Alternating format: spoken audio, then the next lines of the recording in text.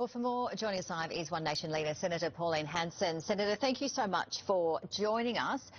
Let's stay on those gun laws across the nation. We've got state laws, gun laws for federal implementations. We're seeing the Prime Minister wanting to go back to Parliament early. We're not seeing a huge population of the Nationals wanting these gun laws. What's your reaction? I don't want the gun laws either, Janie. We've got the toughest gun laws in the world, and I totally agree with the Chief Minister of the Northern Territory. She's looking out for her constituency, Northern Territory, which is right, what she's doing.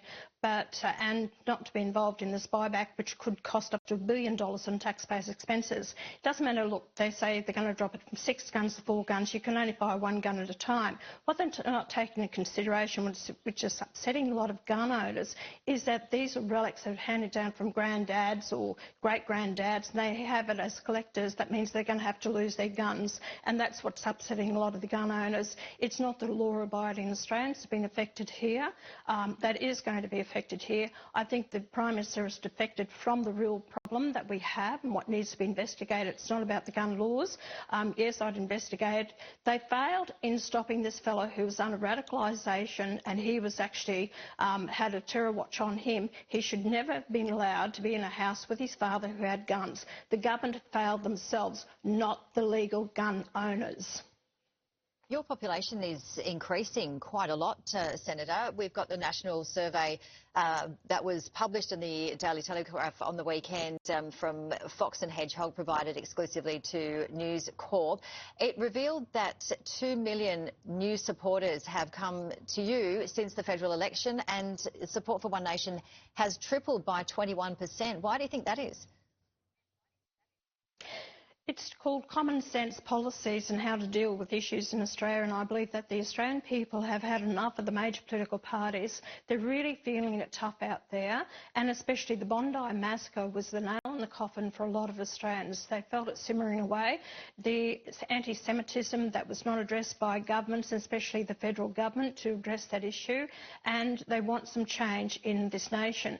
A lot of people are very proud of Australians, but we've been told to suppress that pride in our nation, to fly the flag and who we are as Australians, our culture, our identity, our cost of living, our way of life has been stripped from us. And as Australians to say no. I'm a very proud, patriotic Australian. I want what's right for all Australians. And I put out policies to actually address this, and Australians are levitating to it. And I thank the Australian people for their support, and it's actually coming through in our support. People wanting to be candidates, stand up and fight for the country, and I think it's wonderful. The Prime Minister announced Kevin Rudd's going to end his time as Australia's ambassador to the US at the end of March. That's a year earlier than expected. What's your reaction to that?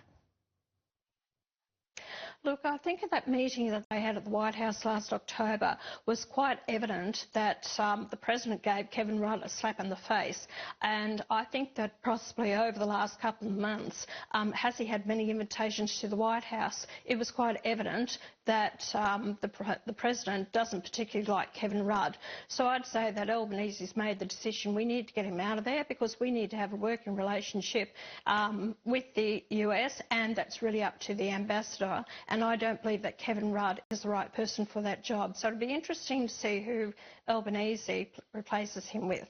Who would you like him to replace him with? Look, I've always held Brendan Nelson or Peter Cosgrove in high regards. I think Brendan Nelson would make an excellent US ambassador.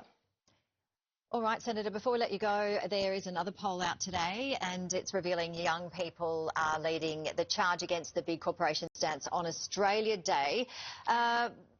We know you would love to talk about this one, but do we need to have a holiday on Australia Day? What's your take on that?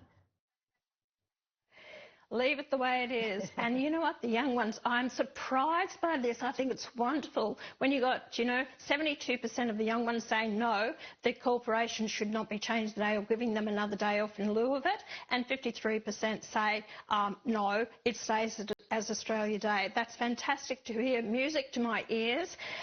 People, Australia Day is Australia Day.